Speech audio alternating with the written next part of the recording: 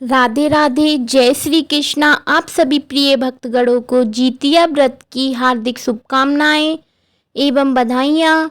चलिए सुनते हैं जितिया व्रत कथा। आज माताएं और बहनाएं अपने बच्चों की दीर्घायु के लिए जीवित पुत्री का व्रत यानी कि जितिया का व्रत रखेंगी और भगवान जीमूस वाहन की विधि विधान से पूजा करके व्रत करने का संकल्प लेंगी। हर साल अश्विन मास में कृष्ण पक्ष की सप्तमी वृद्धाष्टमी तिथि में यह व्रत किया जाता है। इस व्रत में भगवान जीमूत वाहन की पूजा होती है और उनकी व्रत कथा का पाठ किया जाता है। मान्यता है कि इस कथा का पाठ करने से आपके बच्चों की लंबी आयु होती है और साथ ही उनका जीवन में राजा के समान बीतता है। एक बार नैमिषारण्य के निवासी ऋषियों ने संसार के कल्याणार्थ सूत जी से पूछा, हे सूत जी, कराल काल में लोगों के बालक किस तरह दीर्घायु होंगे, सो कहिए। सूत जी बोले, जब द्वापर का अंत और कलयुग का आरंभ था, उसी समय बहुत सी शोकाकुल स्त्रियों ने आपस में सलाह की थी कि क्या इस कलयुग में माता के जीवित रहते पुत्र मर जाएंगे। जब वे आपस में कुछ निर्णय नहीं कर सकी, तब गौतम जी के पास पूछने के लिए गई। तब उनके पास पहुंची तो उस समय गौतम जी आनंद से बैठे थे। उनके सामने जाकर उन्होंने मस्तक झुकाकर प्रणाम किया। तदंतर स्त्रियों ने पूछा, हे प्रभु, इस कलयुग में लोगों के पुत्र किस तरह जीवित रहेंगे, इसके लिए कोई व्रत या तप हो तो कृपा करके बतलाएं। इस तरह उनकी बातें सुनकर गौतम जी बोले, आपस में ही वही बात कहूँगा जो मैंने पहले से सुन रखा है। गौतम जी ने कहा, जब महाभारत युद्ध का अंत हो गया और द्रोणपुत्र आत्मिक कथा के द्वारा अपने बेटों को मारा देखकर सब पांडव बड़े दुखी हुए, तो पुत्र के शोक से व्याकुल होकर द्रौपदी ने अपनी सखियों के साथ ब्राह्मण श्रेष्ठ धौम्य के पास गई और उनके धौम्य से कहा, हे विपेंद्र, कौन सा उपाय करने से बच्चे दीर्घायु हो सकते हैं, कृपा करके ठीक ठीक कहिए। धौम्य बोले, सतयुग में सत्य वचन बोलने वाला, सत्याचरण करने वाला समदर्शी जीमूत वाहन नामक एक राजा था। एक बार वह अपनी स्त्री के साथ अपनी ससुराल गया और वहीं रहने लगा। एक दिन आधी रात के समय पुत्र के शोक से व्याकुल कोई स्त्री रोने लगी, क्योंकि वह अपने बेटे के दर्शन से निराश हो चुकी थी। उसका पुत्र मर चुका था। वह रोती कहती ही, हाय हाय, मुझ बूढ़ी माता के सामने मेरा बेटा मरा जा रहा है। उसका रुदन सुनकर राजा जीमूत वाहन तो मानो हृदय वितीर्ण हो गया। वह तत्काल उस स्त्री के पास गया और उसने पूछा, तुम्हारा बेटा कैसे मारा है। बूढ़ी माता ने कहा, गरुड़ प्रतिदिन आकर गांव के लड़कों को खो जाता है। इस तरह पर दयालु राजा ने कहा, माता, अब तुम रो मत, आनंद से बैठो, मैं तुम्हारे बच्चे को बचाने का यत्न करता हूँ। ऐसा कहकर राजा उस स्थान पर गया जहाँ गरुड़ आकर प्रतिदिन मांस खाया करता था। उसी समय गरुड़ भी उस पर टूट पड़ा और मांस खाने लगा। जब अतिशय तेजस्वी गरुड़ ने राजा का बायां अंग खा लिया तो झटपट राजा ने अपना दाहिना अंग फेरकर गरुड़ के सामने कर दिया। यह देखकर गरुड़ जी ने कहा, तुम कोई देवता हो, कौन हो, तो मनुष्य तो नहीं जान पड़ते। अच्छा, अपना जन्म और कुल बताओ। पीड़ा से व्याकुल मान वाले राजा ने कहा, हे पक्षीराज, इस तरह के प्रश्न करना व्यर्थ है, तुम अपनी इच्छा भर मेरा मांस खाओ।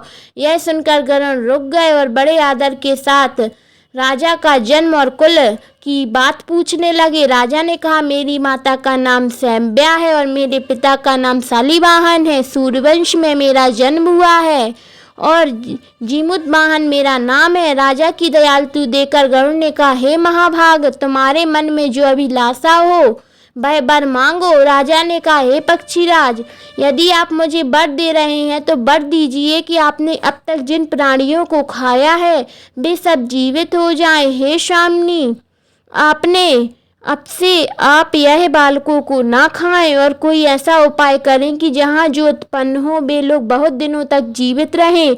धौम्य ने कहा कि पक्षीराज गरुड़ राजा को वरदान देकर स्वयं अमृत के लिए नागलोक चले।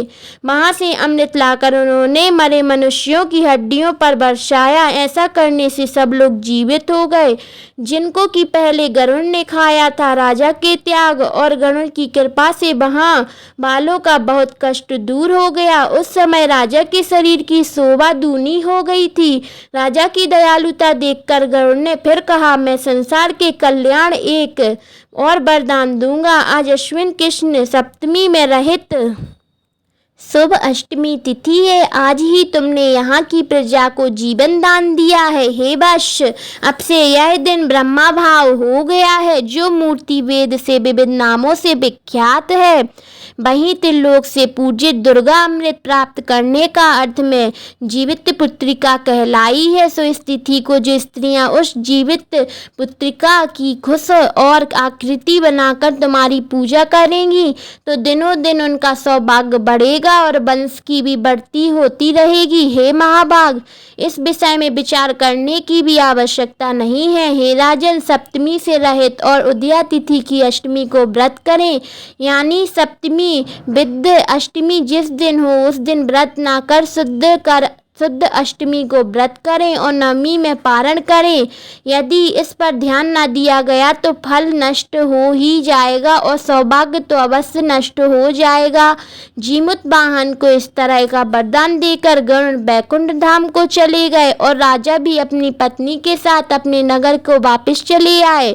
धौम्य द्रौपदी से कहते हैं कि हे देवी, मैंने यह अतिशय दुर्लभ व्रत को तुमको बताया है। इस व्रत को करने से बच्चे दीर्घायु होते हैं। हे देवी, तुम भी पूर्तांत विधि से यह व्रत और दुर्गा जी का पूजन करो तो तुम्हें भी अभिलाषित फल प्राप्त होगा। मुनिराज धौम्य की बात सुनकर द्रौपदी के हृदय में एक प्रकार का कौतूहल उत्पन्न हुआ और पूर्ववासिनी स्त्रियों को बुलाकर उनके साथ यह उत्तम व्रत किया।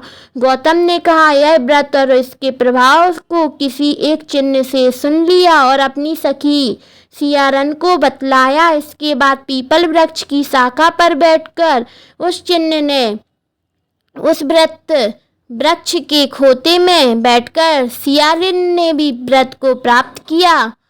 फिर वहीं चिन्नी किसी उत्तम ब्राह्मण के मुंह से यह कथा सुन आई और पीपल के खोते में बैठी हुई अपनी सखी को सुनाया।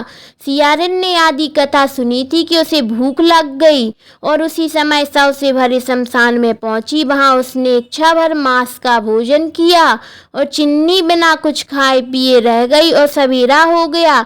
सवेरे वह गौशाले में गई गऊ और वहां गऊ का दूध पिया। इस तरह नवमी में उसने पारण किया। कुछ दिनों बाद वे दोनों मर गईं और अयोध्या में किसी धनी व्यापारी के घर में जन्मी। संयोग से उन दोनों का जन्म एक ही घर में हुआ, जिसमें सियारिन जेठ हुई और छिन्न छोटी। वे दोनों सभी शुभ लक्षणों से युक्त थीं, इसलिए बड़ी लड़की काशीराज के और छोटी उसके मंत्री के साथ घर पत्र अग्नि के सामने विधि पूर्वक ब्याही गईं। पूर्व जन्म के कर्म फल से वह मृगयानी रानी हुई। जिस किसी की संतान को उत्पन्न करती वह मर जाती थी और पूर्व जन्म की बातें को स्मरण करने वाली मंत्री की पत्नी ने अष्टबासुओं को सादृश तेजस्वी 8 बेटे उत्पन्न किए और सभी जीवित रह गए। अपनी बहन के पुत्रों को जीवित देखकर ईर्ष्यावश राजपत्नी ने अपनी स्वामी से कहा कि यदि तुम मुझे जीवित रखना चाहते हो तो इस मंत्री के भी पुत्रों को उसी जगह भेज दो जहां मेरे बेटे गए हैं, अर्थात इन्हें मार डालो। यह सुनकर राजा ने उस मंत्री के पुत्रों को मारने के लिए कई प्रकार के उद्योग किए, पर मंत्री पत्नी जीवित पुत्रिका के पुण्य के बल से बचा लिया।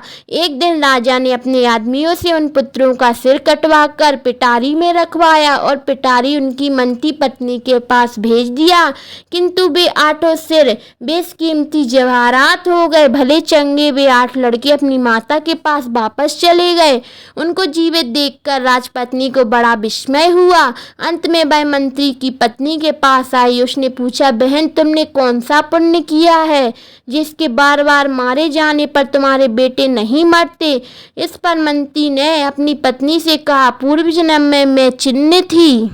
और तुम सियारिन थी, हमने और तुमने साथ जीवित पुत्री का व्रत किया था। तुमने व्रत के नियमों का भाली भांति पालन नहीं किया था और मैंने किया था। इसी दूसरे बहन तुम्हारे बेटे नहीं जीते और राजरानी अभी तुम उस जीव पुत्री का व्रत को करो तो तुम्हारे बेटे दीर्घायु होंगे। मैं तुमसे सच सच कह रही हूँ। उसकी कथानुसार रानी ने व्रत किया, तभी से उसके कई बेटे सुंदर और दीर्घायु होकर बड़े बड़े राजा हुए। सूत जी कहते हैं कि सब प्रकार का आनंद देने वाले मैंने यह व्रत को बतलाया है। स्त्रियां चिरंजीवी संतान चाहती हैं तो यह व्रत पूर्वक यह व्रत को करें।